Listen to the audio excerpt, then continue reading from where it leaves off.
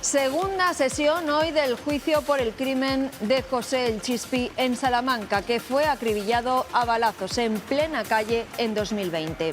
Hoy ha declarado su mujer, que le ha dicho al juez que no tiene dudas de que los dos acusados que se sientan en el banquillo son los autores de la muerte de su marido. Durante su declaración ha pedido que se haga justicia.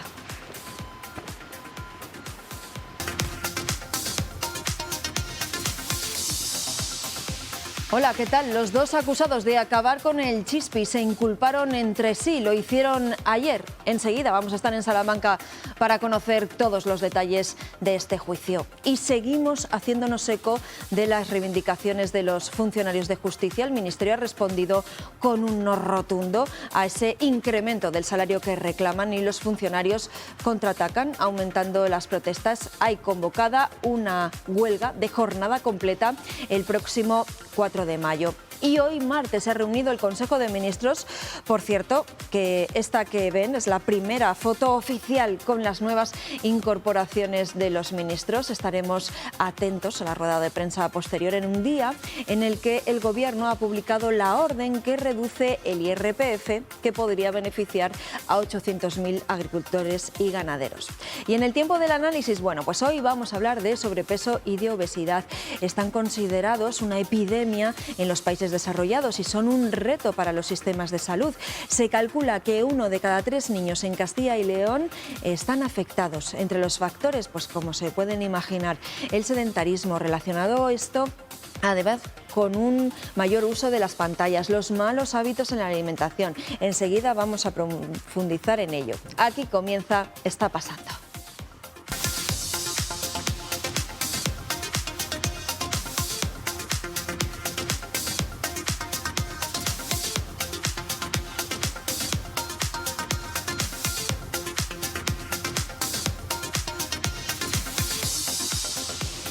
Pues comenzamos con lo que está siendo actualidad en este momento y eso nos lleva hasta el Consejo de Ministros. Eduardo, hoy ha habido reunión del Gobierno en pleno y además hemos visto una de las fotos con las nuevas incorporaciones de los últimos ministros. Se ha hecho un poco esperar por falta de agenda, pero hoy hemos visto por primera vez al Gobierno al completo, con todos sus ministros, incluidas las dos nuevas incorporaciones, el nuevo ministro de Sanidad y el nuevo ministro de Industria, Comercio y Turismo, que se habían incorporado al Ejecutivo de Pedro Sánchez a finales del pasado mes de marzo. Hemos visto esa primera imagen, esa primera foto de familia en el Palacio de la Moncloa desde que se incorporaron. Ahí los ven en la escalinata de antesala al Palacio de la Moncloa, sede del Gobierno. Después ha comenzado esa reunión semanal, como cada martes, del Consejo de Ministros del Gobierno de Pedro Sánchez.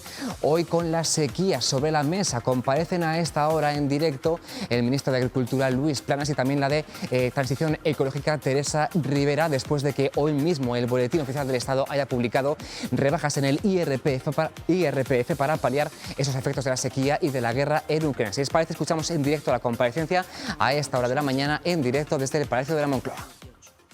Desde entonces, decía antes, hemos cerrado más de 200 pozos ilegales y se han clausurado de manera voluntaria casi 500 pozos legales, gracias al incremento de la dotación de superficie. El calendario de obras e inversiones permite cerrar todas las extracciones en 2025 y garantizar la cobertura de los derechos de abastecimiento de los núcleos urbanos y los derechos de riego con agua de superficie. Agua procedente del Tinto de Piedras, del Guadiamar, del Agrio. En paralelo, hemos activado las inversiones para la mejora de la depuración, buscando alternativas e inversiones tanto en el ámbito de la depuración del agua de Sevilla, las depuradoras de Isla Mayor y de Gerena, la búsqueda de alternativas en Matalascañas, el saneamiento y depuración en Escacena del Campo, Lucena del Puerto, Moguer y Sanlúcar. Todo esto permitirá no solamente la llegada de más agua, sino agua de mejor calidad. El compromiso del Gobierno con Doñana es total. Queremos reforzar, hemos venido trabajando en paralelo para el... Como ven, a esta hora, a las 12:34, es la rueda de prensa en directo posterior a ese Consejo de Ministros. Como están escuchando, a la ministra de Transición Ecológica, Teresa Rivera, está hablando de Doñana, uno de los temas de actualidad de esta semana. También ha publicado hoy el Gobierno en el Boletín Oficial del Estado esas ayudas en el IRPF a los agricultores afectados por la sequía y también por la guerra de Ucrania. Toda la información, como siempre, a partir de las 2:30 en el informativo de esta casa. Luego retomaremos el pulso a la actualidad. Ahora Pilar, vamos ya con el tiempo del análisis, con un dato que llama la atención y que nos advierten también los endocrinos. En Castilla y León, 1 de cada 3 niños de 14 años tiene sobrepeso y obesidad. Sí, Eduardo, dices muy bien. La situación es que la obesidad en los niños aquí en Castilla y León, en menores de edad, se ha triplicado en los últimos 10 años. La Sociedad Castellano-Leonesa de Diabetes, Endocrinología y Nutrición advierte sobre los problemas derivados de este aumento y la necesidad de apostar por hábitos de vida saludables. No es algo que solo se observe en nuestra comunidad, también se observa en el conjunto del país y hoy queremos analizar qué es lo que hay detrás, qué factores, qué causas. Hoy hemos invitado a Daniel de Luis, que es catedrático de Endocrinología y Nutrición en la Universidad de Valladolid y es jefe del Servicio de Endocrinología y Nutrición del Hospital Clínico Universitario. Daniel, gracias por estar con nosotros. Gracias a vosotros por invitarme. Seguro que nos vas a acercar un poquito más a esas claves, a esas causas, a esos factores. También está con nosotros aquí en el programa Carolina Puertas, que es especialista en psicología infantil y juvenil. Gracias, Carolina, por estar en nuestro programa. Y también hemos invitado a Paula Berruezo, que es coordinadora técnica de investigación y programas de la Fundación Gasol. Paula, muy buenas, ¿qué tal? Buenos días, gracias por invitarme. Gracias por participar en esta tertulia, en este coloquio. Y vamos a empezar por ahí porque ha sido noticia relativamente poco un estudio de esa fundación, de la Fundación Gasol, que ha elaborado, Eduardo, una radiografía sobre el estado de salud de los jóvenes en nuestro país, en España. Se trata, Pilar, del estudio Pasos de la Fundación Gasol de 2022, que permite comparar el estado de los menores antes y después del confinamiento y confirma una prevalencia muy elevada de exceso de peso entre los niños. Cifra la obesidad y el sobrepeso en la población infantil y adolescente en algo más del 33%. Por aquí lo vamos a ver. Una proporción que es mayor en niños que en niñas y también en hogares con rentas medias inferiores. Ese dato del 33% que vemos ahí es menos que el 36% de 2 años antes, pero los autores creen que más que porque esté mejorando es porque el estigma creciente en torno al peso ha hecho que algunos participantes del estudio no quisieran contestar a esa pregunta. Otro dato que preocupa en este estudio es el de la actividad física. Ha aumentado el porcentaje de niños que no hacen ni siquiera 1 hora de ejercicio moderado cada día. Son, como ven aquí, 7 de cada 10, 6 puntos más que en 2019. Sucede más en niñas y otra vez en rentas inferiores y parece que la media se ha reducido a unos 23 minutos al día de actividad diaria. Muy relacionada con todo esto está la alimentación. El estudio analiza la adherencia, el seguimiento de los menores a la dieta mediterránea. En el 12% de los chavales es baja frente al 10% de hace 2 años. La mitad sigue más o menos bien esta dieta, el 51%, y el porcentaje de quienes comen mejor es del 36,7%, pero 2 años antes era del 40%. O sea que aumenta el porcentaje de quienes comen peor y baja el de quienes comen mejor. Aquí el nivel de renta también tiene mucho que ver. Y 2 conclusiones más de este estudio. Aumenta el uso de las pantallas y se reducen las horas de sueño. Antes de la pandemia, el 55% de los menores pasaba delante de una pantalla más tiempo del recomendado. Ahora es del 64%, casi 10 puntos más. El fin de semana se dispara al 84%. Y en cuanto al descanso, la mitad incumple la recomendación de entre 9 y 11 horas de sueño para los niños de entre 8 y 10 años y de entre 8 y 10 horas en el caso de los adolescentes. El porcentaje de los que no duermen las horas necesarias es 6 puntos mayor que antes de la pandemia. Y aquí, en Castilla y León, los endocrinos, se lo decía yo antes, también alertan del aumento de la obesidad infantil. Con un estudio realizado por pediatras de la comunidad en niños nacidos en el año 1998, por un lado comprobaron que en solo 10 años la obesidad se había triplicado entre los niños de 6 a 12 años, al pasar del 5% al 16%. Y por otro lado, al cumplir los 14 años, 1 de cada 3 niños tenía sobrepeso, algo menos las niñas, y casi un 20% de niños tenía obesidad y en torno al 5% las niñas. Advierten de que estos grupos de edad son de riesgo para el desarrollo de esta enfermedad, que es mayor en zonas urbanas que en rurales y que está muy ligado al aumento de la ingesta y la disminución de la actividad. Y también, ojo, lo relacionan con un aumento de la diabetes en la población infantil. Bueno, pues con estas 2 radiografías, claro, la pregunta que se me ocurre ahora mismo es, Daniel, Carolina, ¿debemos estar preocupados por los hábitos de salud de nuestros niños? Pues con los resultados del estudio PASOS 2022, referenciados en el PASOS 2019, por supuesto, y con lo que vemos nosotros en las consultas. La obesidad está aumentando, la obesidad infantil y por ende la diabetes. Nosotros vemos cada vez más diabéticos en adolescentes, diabetes tipo 2, y todo pues relacionado con esos hábitos no saludables que realizan nuestros hijos.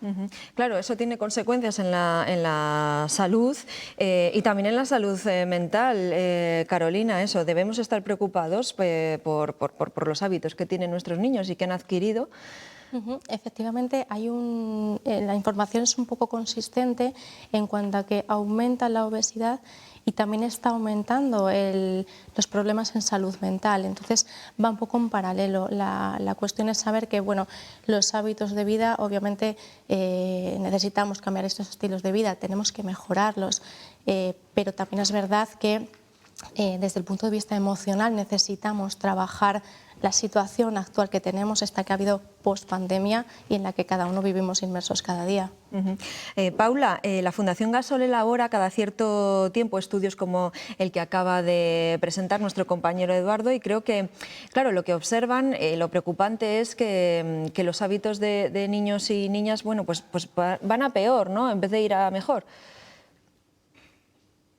Sí, nosotros lo que queríamos era realizar una fotografía de lo que sucede actual, de lo que está ocurriendo entre los niños y niñas y adolescentes de España.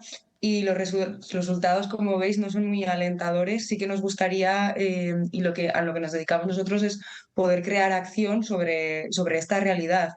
Y sí que estoy de acuerdo con los compañeros con que la obesidad es una enfermedad multifactorial, que no solo es un tema de estilos de vida, donde está la alimentación, el sueño, el bienestar emocional, tan preocupante los datos que vemos, las horas de sueño, sino que también aborda factores como el entorno, sociales, económicos, que también tienen que afectan y que tienen una relación con la salud de los niños y niñas. Doctor, está Carolina, Paula, hablando de esos factores, ¿cuáles serían los que más peso tienen en esto del sobrepeso y de la obesidad? Bueno, son varios, sin duda. Ahora mismo hay una estrategia a nivel nacional de lucha contra la obesidad, el proyecto 2022-2030, dentro del Alto Comisionado para la lucha frente a la pobreza infantil, y eso ya dice bastante, donde se ha incrustado en la lucha frente a la obesidad infantil. Además de los malos hábitos dietéticos, hemos visto que los niños en el estudio Gasol 2022, la Fundación, pues hay una encuesta en KID, no es que solo haya pocos que realizan bien la dieta mediterránea, sino que la media global ha bajado también los puntos, ¿no? Ese es uno, la dieta, la actividad física. Rara vez llegan a los 60 minutos, pero las pantallas, por ejemplo, son 130 o 150 minutos de promedio, lo que demuestra ese estudio. Más de la mitad duerme mal, más de un tercio tienen pensamientos de tristeza, por ejemplo, en niños muy jóvenes. Entonces las acciones son múltiples: dieta, ejercicio, modificar probablemente el abordaje que se hace desde la escuela a lo que es la salud, y luego hay algunos nichos de pobreza e incluso estrategias específicas en áreas suburbanas, etcétera, etcétera. Es complejo, pero bueno, hay que moverse en diferentes ámbitos. ¿Y en qué medida, Carolina, puede haber influido la pandemia? Porque claro, el COVID-19 nos hizo encerrarnos en casa, luego estuvimos durante un tiempo que, aunque ya podíamos salir, pues la práctica del deporte, sobre todo, por ejemplo, en los chavales, pues algunas actividades se suprimieron.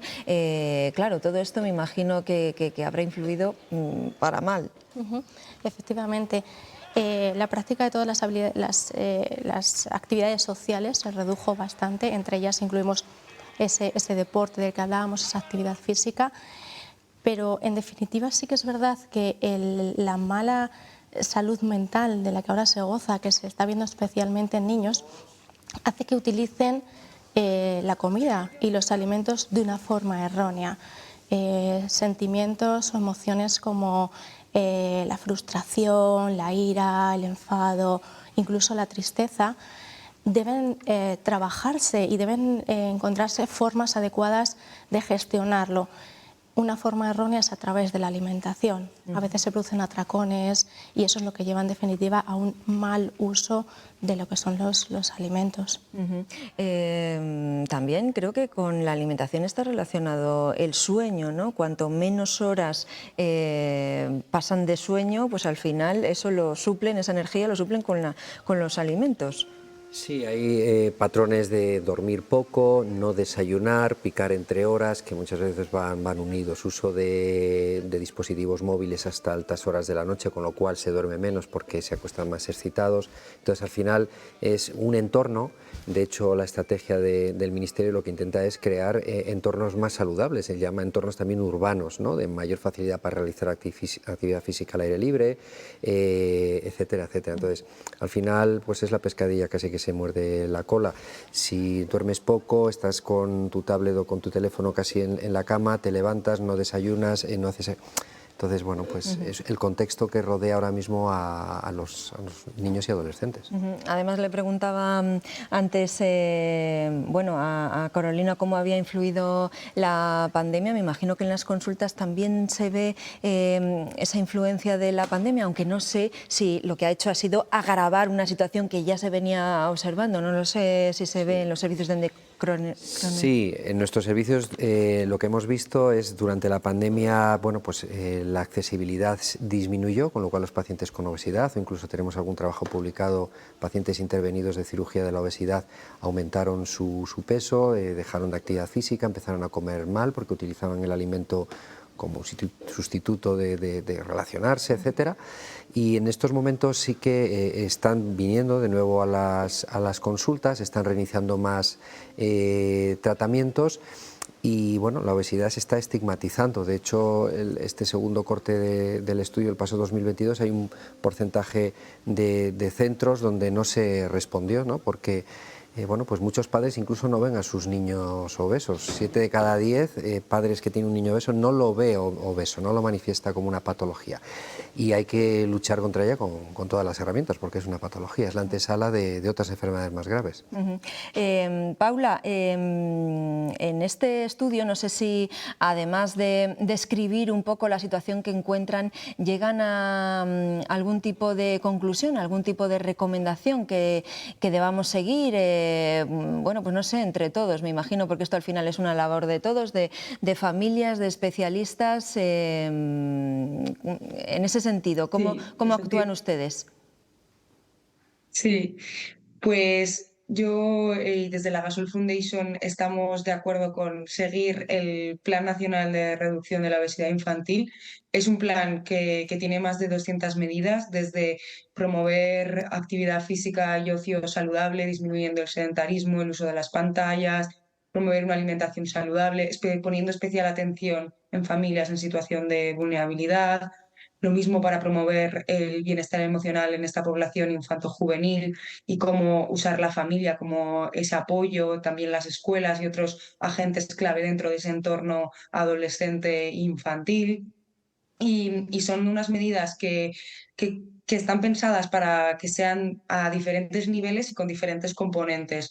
No únicamente tener un agente clave, sino que poder compartir y poder trabajar en equipo, porque esto es una acción de todos y todas, desde las entidades sociales, desde las escuelas, desde los centros de atención primaria, que son el lugar donde también se identifica y se acompaña. Poder trabajar en equipo y que desde hasta nivel político existan medidas que aborden esta situación y que protejan a los niños y niñas. Claro, me imagino también eso, que tenemos que repensarnos un poco lo que hemos hecho hasta ahora y lo que tenemos que hacer en el futuro, porque claro, si hay estas cifras, que hay un incremento, hay un aumento de los datos de sobrepeso y obesidad, ¿en qué estamos fallando, doctor? ¿En qué estamos fracasando?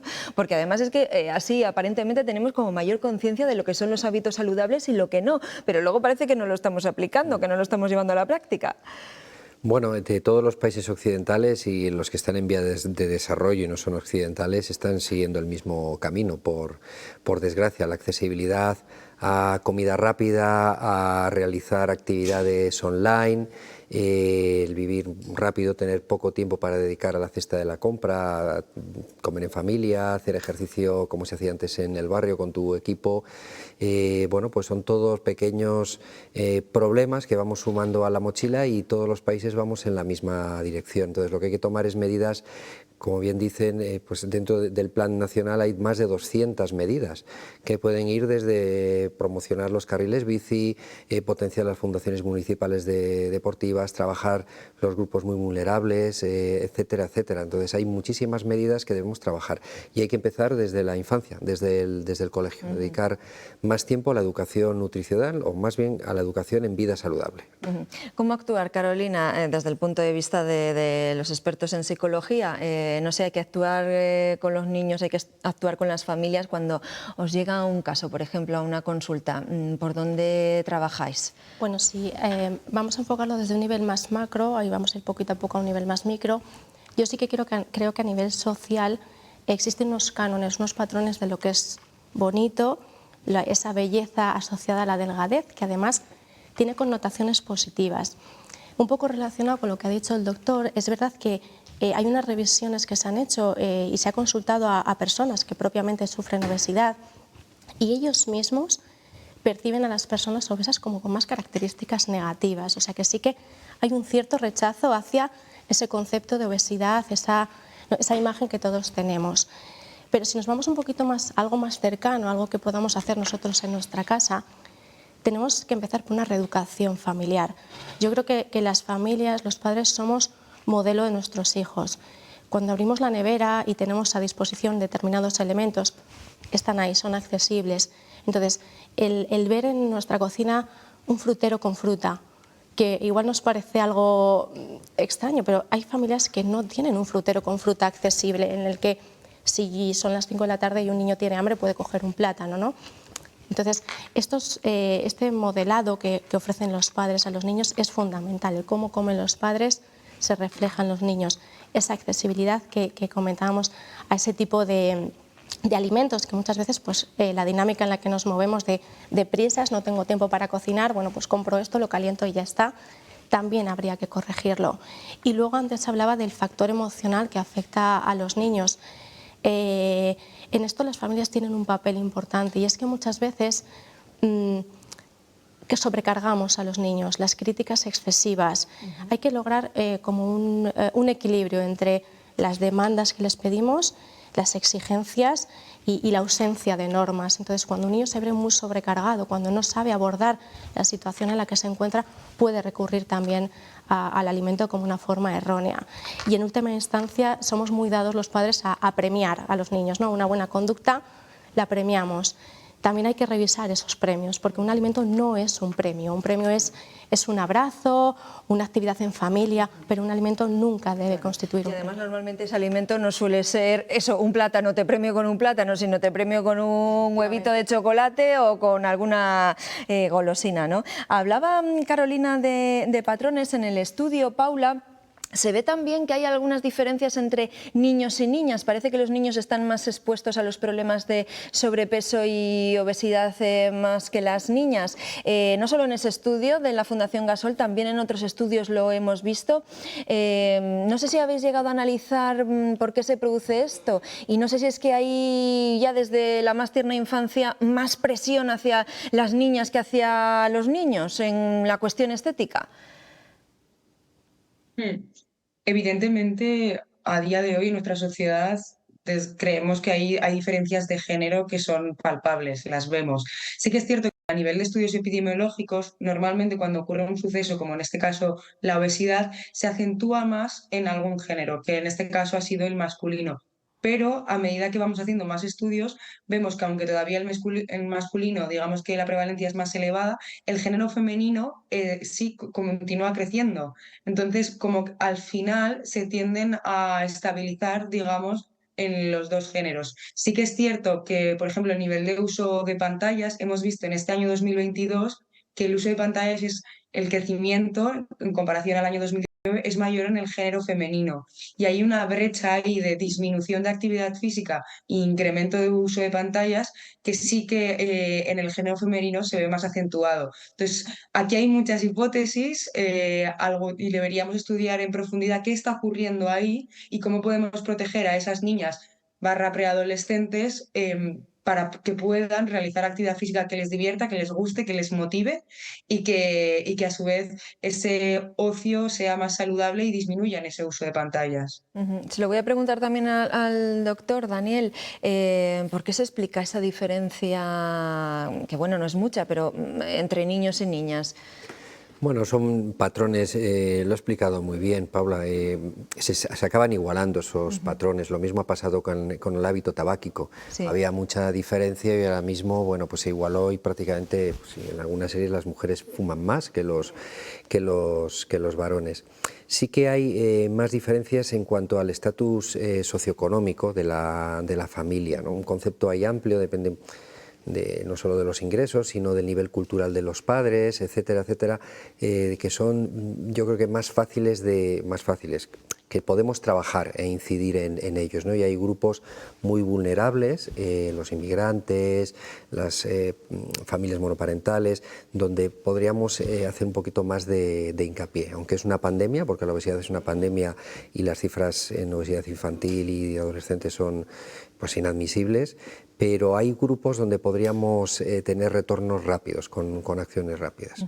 Claro, y no sé si se podría establecer un perfil y cómo influye en todo esto. Nos está contando pues eso, que hay colectivos que son más vulnerables. Claro, la actual situación económica, porque con el tema del precio de los alimentos que está subiendo, claro, ¿cómo afrontan las familias llevar una dieta sana y equilibrada cuando a lo mejor no pueden acceder a ciertos alimentos?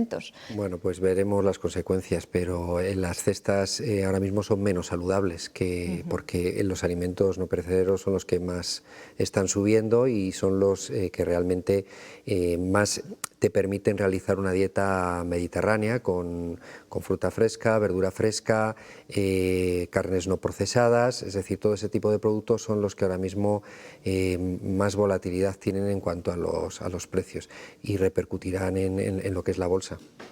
Claro, y claro, ¿qué hacer, qué decirles a las familias frente a esto cuando están un poco atadas de pies y manos, ¿no? En cuanto a su economía familiar? No sé, Carolina, ¿cómo se puede abordar este tipo de situaciones? Me imagino que es difícil, ¿no? Es muy difícil porque, es como hablábamos, hablamos en términos económicos, entonces la economía llega hasta donde llega.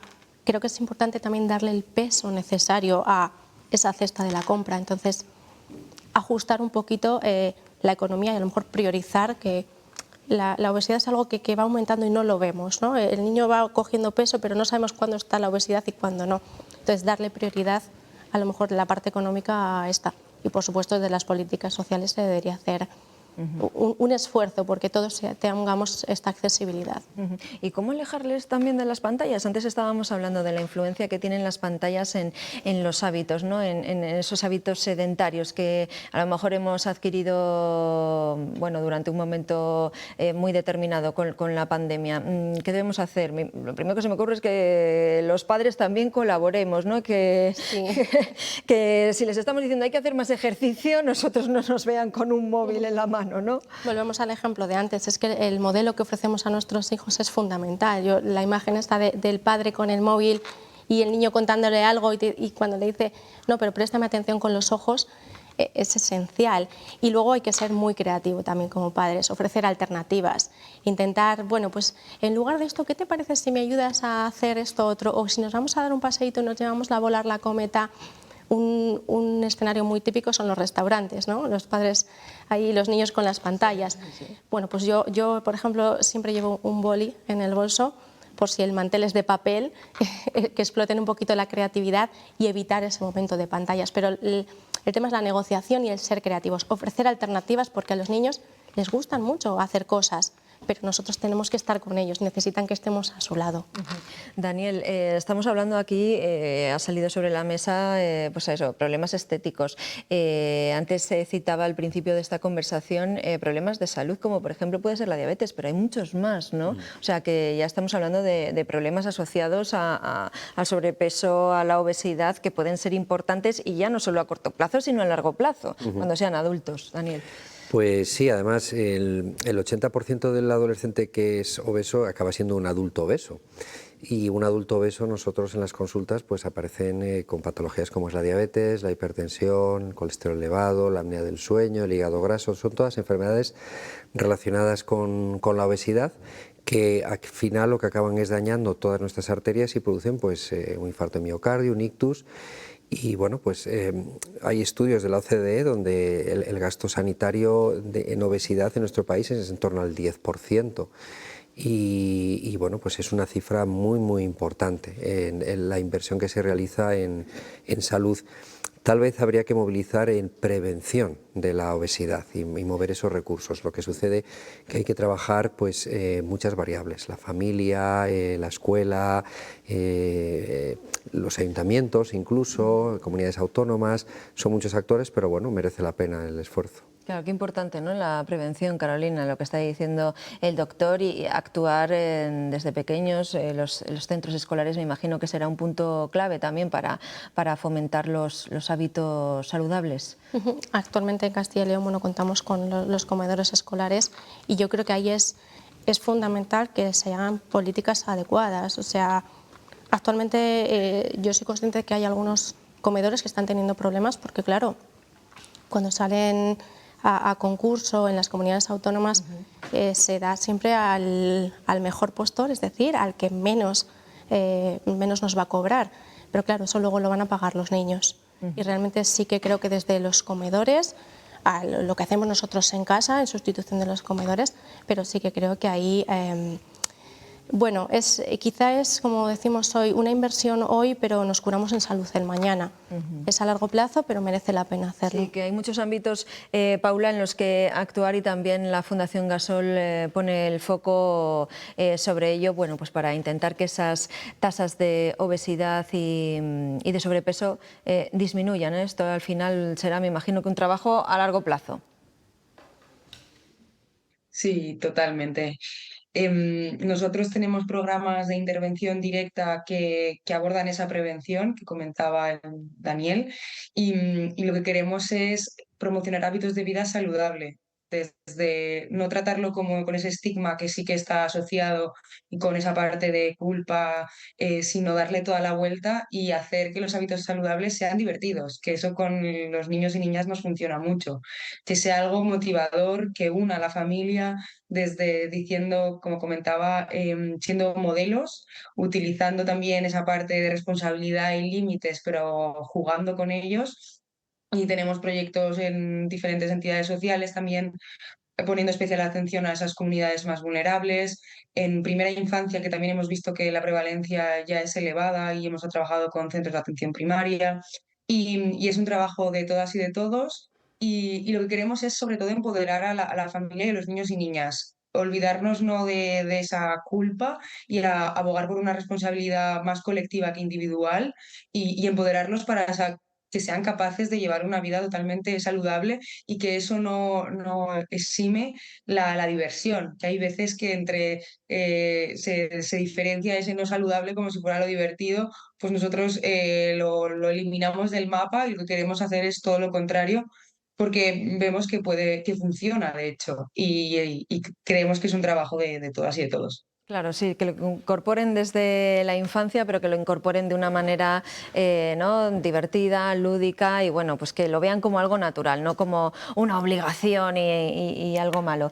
Pues menuda tarea que tenemos entre todos, los expertos, las familias, a ver si avanzamos un poquito en esto y logramos reducir esas tasas.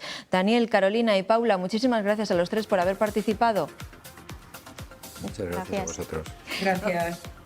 Vamos a hacer una pausa para la publicidad. Seguimos contándoles más cosas. Tenemos muchas cuestiones en la crónica judicial y muchas más. Enseguida volvemos. Hasta ahora.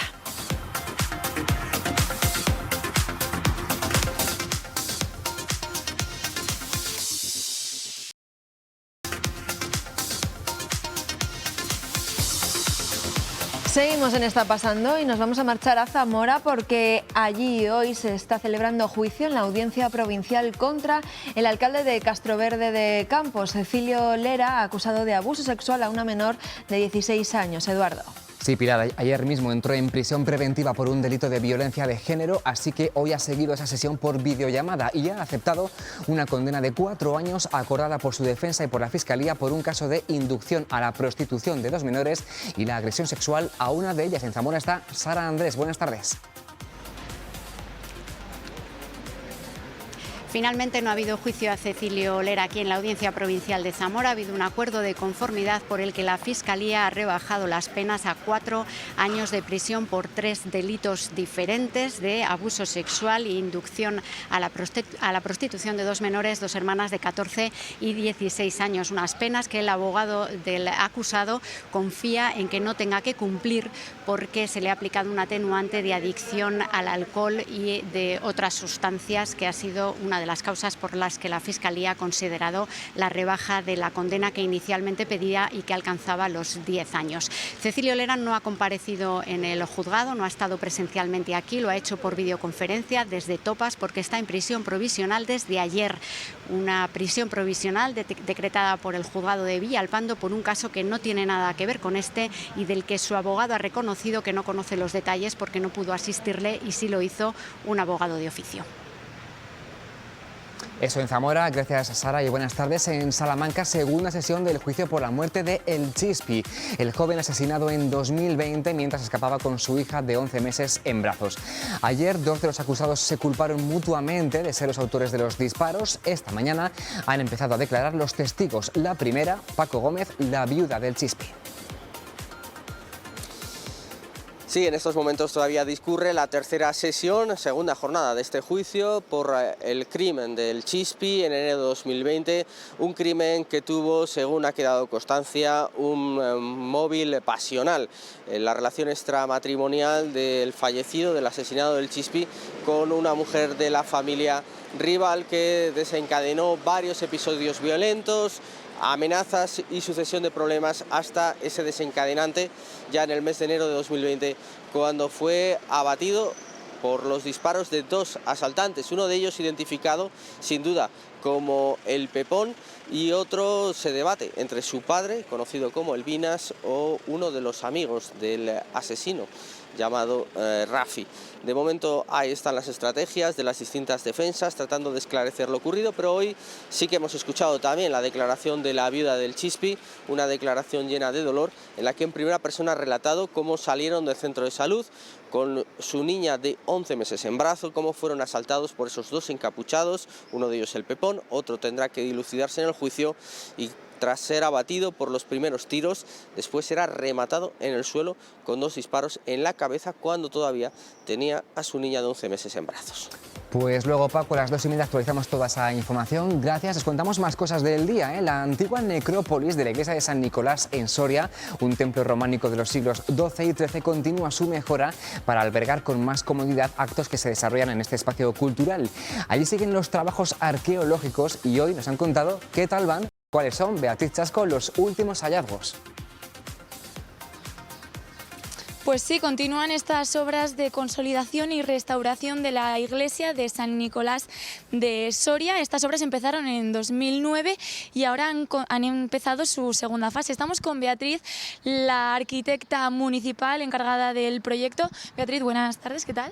Sí, hola, buenas tardes. Cuéntanos, ¿cuál ha sido el hallazgo que habéis encontrado aquí? El hallazgo fundamental ha sido este muro de terminación de lo que era el propio cementerio, puesto que ya nos habían aparecido en la primera fase de la intervención junto a la galería subterránea de saneamiento, ya nos había aparecido los restos de varias tumbas que han sido pues otra vez recuperados y vuelto a ser recuperados con esta nueva intervención en esta nueva fase. La sorpresa ha sido el encontrarnos este muro de terminación de lo que era el cementerio. Estas ruinas de la antigua iglesia de San Nicolás, como decíamos, empezasteis a restaurarlas en 2009. ¿Qué se destinaba aquí? ¿Qué se hacía aquí? Esta era la zona de, sí, era la zona de enterramiento, propiamente era el cementerio. Nosotros lo vamos a utilizar para colocar los servicios complementarios al centro social de San Nicolás. Van a ir aquí ubicados la parte correspondiente a aseos, camerinos y una zona de almacén, puesto que en el recinto actual de las propias ruinas no se dispone de estos espacios. Vamos a también aprovechar y terminar la consolidación de las propias ruinas con la recuperación de la torre para un espacio museístico y garantizando la accesibilidad a la misma, con lo cual habrá una especie de plataforma que nos permita la entrada a la torre. Vamos a cambiar la iluminación por hacerla más sostenible con iluminación LED. Vamos a museizar también la zona de la cripta y también se quedó pendiente de reparar y de sanear todas las humedades que vertían a esta zona de la iglesia. También se va a museizar y vamos a intentar finalizar también la protección de las pinturas, colocándoles como una especie de carpintería que las va a proteger del sol, puesto que es una zona muy sensible. Y con estos hallazgos que se acaban de descubrir, ¿qué se va a hacer? Los vamos a poner en valor. Se va a intentar, los arquitectos que llevan a cabo tanto el proyecto como la dirección de la obra, que es Aguerrey Arquitectos, están ya buscando la manera de compaginarlos y de hacer posible el incorporarlos a la propuesta. Se va a demoler parcialmente parte del muro que inicialmente se iba a mantener para ponerlos en valor y desplazar y hacer más pequeña la entrada a este edificio. Vale, Beatriz, pues muchísimas gracias por atendernos y veremos cómo continúan estas obras aquí en las ruinas de San Nicolás, de la antigua iglesia de San Nicolás de Soria. Y por lo que ha adelantado tenemos muchas ganas porque va a quedar muy bien. Gracias, Beatriz. Otro trabajo muy minucioso hecho por un soriano es el de montador de cine. El ganador de 2 Goya por El Reino y por Asbestas, Alberto del Campo, ha regresado hoy a su antiguo colegio para dar una charla sobre el montaje de películas. Un cole que estos días celebra, Lucía Navas, buenas tardes, su semana dedicada al cine. Sí, el CEIP Las Pedrizas se inunda esta semana del séptimo arte y lo hacemos muy bien acompañados con un exalumno ganador de 2 premios Goya, 2 premios Platino del cine iberoamericano, el último además muy reciente. Alberto, ¿cómo estás? Muy bien y muy contento por este último reconocimiento. ¿Cómo ha sido volver al CEIP Las Pedrizas, al colegio y además, como decíamos, con un premio recién colocado en la vitrina? Pues bueno, muy bonito, porque estuve el sábado en la gala de los premios Platino con toda la gente que venía de tantos países desde fuera y rápidamente con el premio calentito me he venido aquí a Las Pedrizas, que llevaba tanto tiempo sin ir, pues muy bonito, muchos grandes recuerdos y momentos muy emotivos en este colegio. Un doblete que repites con Asbestas, ¿no? Ya lo ganaste con El Reino, los 2 de la mano de Sorogoyen. Pero ¿cómo ha sido volver al colegio y sobre todo qué le pueden aportar charlas así a los alumnos? Porque les estás descubriendo, ¿no?, la cara más oculta del cine, ese proceso de montaje que hace que podamos ver luego en las pantallas las películas montadas. Sí, bueno, pues yo les quería explicar un poco cómo es el oficio del montador y cómo el montaje influye en las películas. Y sobre todo también quiero que vean cómo se hacen las películas y lo que las películas pueden contar y pueden aportar al público, ¿no? El poder que tiene el cine. ¿Qué has visto que les puede aportar a ellos? ¿Ha podido despertar la chispa alguno de tu oficio? Sí, ¿no? Se han interesado mucho por cómo se hacían, se han interesado mucho, pues les he enseñado una secuencia de tensión, les he enseñado una secuencia más emotiva y los chavales sabían identificar las cosas y bueno, yo creo que les ha gustado ver cómo es el mundo del cine por dentro y bueno, sobre todo que despierten ellos un interés cultural y un interés por ir al cine y por seguir aprendiendo. Muy importante, ¿verdad?, ¿no?, despertar este sentimiento en los más pequeños para que acudan a las salas de cine o consuman cultura en cualquiera de sus formas. Alberto, voy a coger una de las preguntas que te han hecho ellos allí, que es un poco de periodista cotilla, y es ¿dónde tienes colocados tus premios? Te han preguntado que si tenías un museo con todos ellos. Bueno, pues es verdad que al final se van un poco aglutinando los premios, pero bueno, me hace mucha ilusión verlos, los tengo allí y bueno, los voy colocando por diferentes partes de la casa y ahí están. Oye, que vengan los que sean, porque siempre es muy bonito. ¿Qué tienes ahora entre manos que se pueda contar? Bueno, pues ahora justo voy a empezar a montar una serie con Mariano Con y Gastón Duprat, que son los directores de Competencia Oficial, que es una película que también ganó el platino a Mejor Comedia en la última gala, que es una película que también había montado yo con ellos. O sea que voy a empezar ahora una serie con ellos y acabo de terminar otra serie para Movistar. O sea que vienen cosas. Pues Alberto, te damos la enhorabuena por los premios que acabas de recibir. Esperamos que sean muchos más los que vengan y nosotros nos quedamos por aquí disfrutando del cine, del séptimo arte y acompañando a los más pequeños en esta semana dedicada al cine. Pues por aquí, gracias Lucía, vamos a quedarnos con un libro. Tenemos una lectura pendiente que les avanzábamos ayer y es de las que se devoran del tirón y dejan buen sabor de boca garantizado. Cada año los confiteros de Valladolid celebran el Día del Libro elaborando un pastel especial. Aunque la jornada ya ha pasado, no se preocupen porque lo siguen haciendo hasta el próximo domingo. Pero me pregunto de qué está hecho, Ana Martínez, este dulce con forma de libro. Pues lleva hojaldre, crema de avellana y pasta de almendras. Esos son los tres principales ingredientes del dulce de libro de este año. Y para mostrarnos cómo se elabora en una de esas 10 confiterías de la provincia de Valladolid, donde lo podemos encontrar, estamos con Rafael Mesonero de Confitería Vitín. Muy buenos días, Rafael. Hola, buenos días. Cuéntanos, ¿cómo es ese proceso? Pues nada, es un proceso que hacemos una base de hojaldre, luego echamos una crema de avellana, como bien has dicho, otra base de hojaldre por encima y luego lo que hacemos es laminar una pasta de almendra o mazapán, ponemos un sello del dulce libro y ya a continuación pues ya para la venta. El hojaldre está previamente preparado del día anterior porque tiene que enfriar, ¿verdad? Sí, la base de hojaldre la hacemos siempre un día antes, la dejamos reposar que enfríe bien, para que luego tenga más sabor y más crujiente. Entonces el hojaldre siempre le elaboramos un día antes. ¿El siguiente paso cuál sería? Elaborar esa crema de avellanas. Pues nosotros lo que hacemos es un mousse, como bien he dicho, y lo que lleva es un gelificante mezclado con agua un poco caliente. Lo que le incorporamos luego es el praline de avellana, que es un praline de avellana natural 100%, que lleva avellana y azúcar. Y lo que hacemos ya es mezclarlo. Una vez que ya está todo mezclado, el gelificante con la avellana, lo que lo vamos a incorporar ahora, que es lo que va a hacer el siguiente paso, Ángel, es mezclarle la nata. Importantísimo, que estén todas las medidas perfectamente correctas y que no nos pasemos ni un gramo. Claro, normalmente siempre en la confitería lo que hacemos, que es en lo que decimos en los obradores, es un laboratorio, porque al final tiene que ir todo muy medido, muy pesado, porque no te puedes exceder en las masas. Si echas demasiado azúcar se te puede estropear y sale muy dulce, y si echas muy poco azúcar pues se puede dar el resultado que no te salga la fórmula. Entonces en esto, precisamente en el dulce libro, lo que va todo va muy exacto, muy medido, muy pesado, y sobre todo para que te salga todos los pasteles por igual. Estirar el mazapán o la pasta de almendra a esa medida y a partir de ahí es nada, poner el mazapán encima, el sello y ya estaría disponible.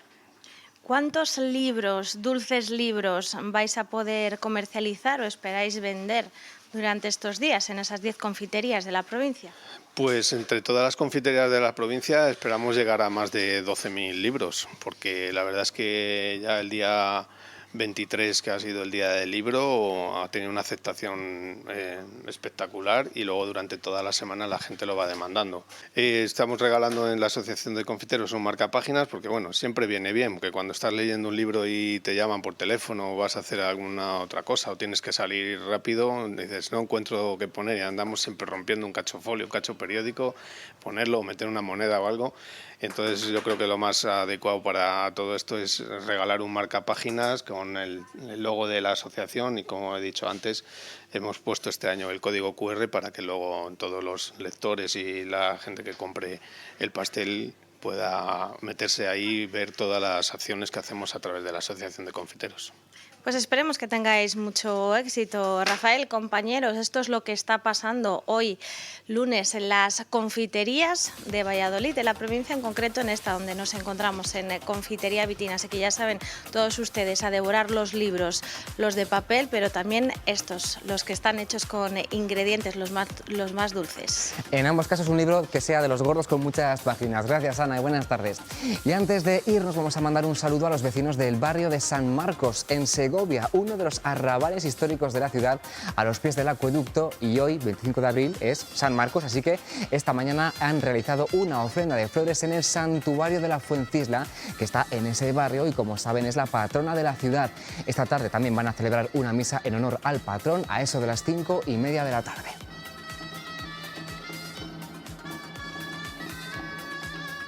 Claro, es que hoy hay San Marcos y hay muchas romerías en muchos sitios de Castilla y León. También en Palencia, que lo sepas. Hombre, ya decía yo, digo, Sevilla no te pilla, ¿no? En Palencia. Hay que ya sabes que meto la cuñita así, van al Parque del Sotillo y comen caracoles. Bueno, pues una tradición también. Feliz día para todos ellos. Eso es. Bueno, pues que hasta aquí ha llegado nuestro programa hoy. Sí, terminamos ya, pero la actualidad continúa y mañana a las 12:30 seguiremos contándoles en directo lo que está pasando. Eso, y que disfruten del día de San Marcos. Hasta mañana. Adiós.